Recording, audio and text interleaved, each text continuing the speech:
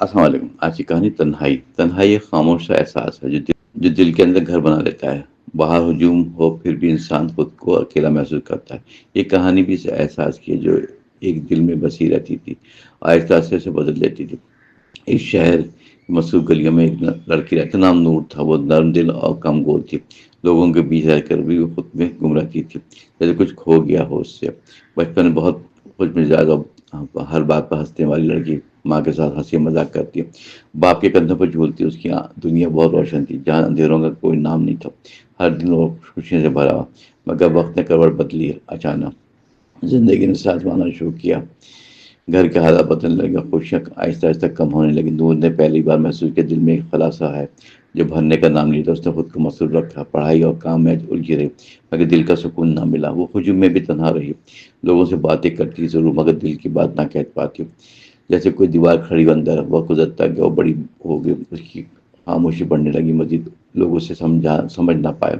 کبھی وہ خود کو چھپا لیتی تھی، اس کے چہرے پر مسکراہٹ تھی مگر آنکھوں میں اداسی چھپی تھی جو اس سے تنہائی میں ظاہر ہوتی تھی۔ ایک دن اس کی شادی ہوئی، نئے رشتے کی نئی دنیا ملی۔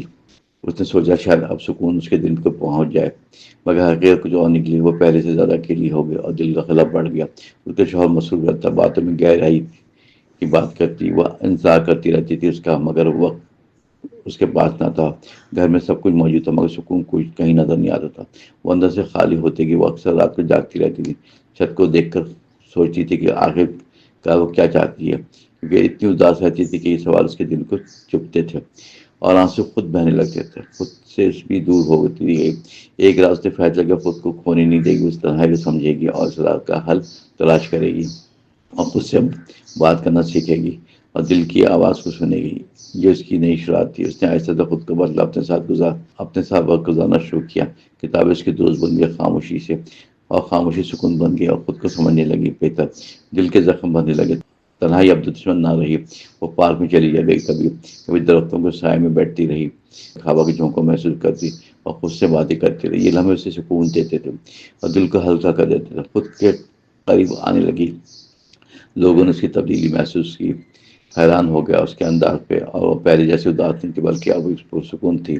اس کی آنکھوں میں روشنی آئی اور چہرے پر اطمینان نظر آیا۔ یہ سب کی محنت کا نتیجہ تھا۔ اس نے سیکھ لیا تھا کہ ایک اہم سبق کہ تنہائی ہمیشہ دشمن نہیں، کبھی وہ خود کو سمجھنے کا ذریعہ بھی ہے، دل کے قریب آنے کا راستہ بھی ہے۔ اگر انسان سے قبول کر لے تو یہی طاقت بن جاتی ہے، انسان کو آسان بنا لیتی ہے۔ وقت گزرتا گیا، وہ نکھری، اس کے اندر اعتماد بڑھتا گیا اور خود سے محبت کرنے لگی، دوسروں سے توقع کم رکھتی۔ یہی اس کی سب سے بڑی چیز تھی۔ کیا اس نے خود کو پا لیا، تنہائی کو دوست بنا لیا؟ ایک دن اس نے آئینے میں دیکھا تو ایک نئی نور سامنے تھی۔ وہ مضبوط پرسکون تھی، جیسے اسے کسی کا خوف تھا اور نہ تنہائی کا خطر۔ وہ مکمل محسوس کرنے لگی، اپنے اندر ایک نئی دنیا بسائی۔